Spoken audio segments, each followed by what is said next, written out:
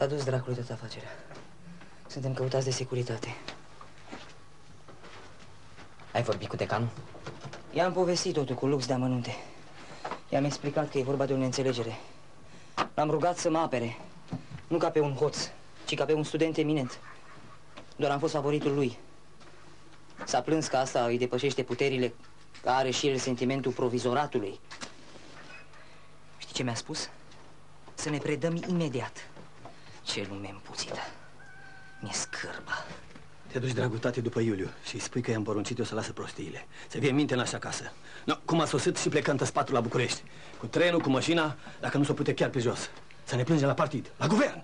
Paștele lui de pământ. Dacă n-ar fi fost el, dacă îl lăsai dracului. Nu pământul, Ilie. Pământul e sfânt, el ne ține. Îmi pare rău, tată. N-ai înțeles mare lucru din tot ce se întâmplă în jur. Noi suntem clasa care trebuie să dispară. Tu ești mai deștept, dar eu știu că există oameni și nu clasă. Dar trebuie să fim răbdători. Nu mai pot, tată, nu mai pot. Am obosit. Îs mort. Eu știu una și bună.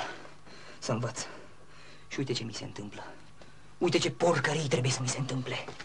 Mă, ce fel de oameni sunteți voi? V-ați lovit cu capul de prima greutate și plângeți? Dar viața trebuie trăită așa cum ne-a fost dată. Bună, re? N-avem dreptul să ne văicărim.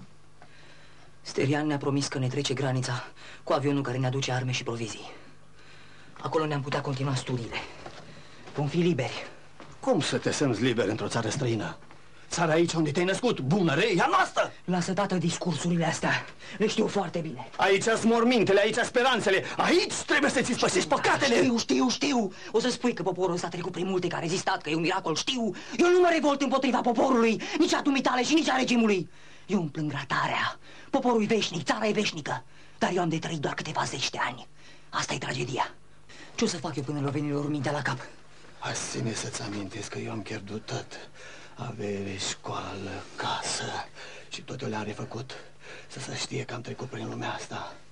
Voi credeți că eu nu sufăr când vă văd? Ilie, la bine și la rău trebuie să fim împreună.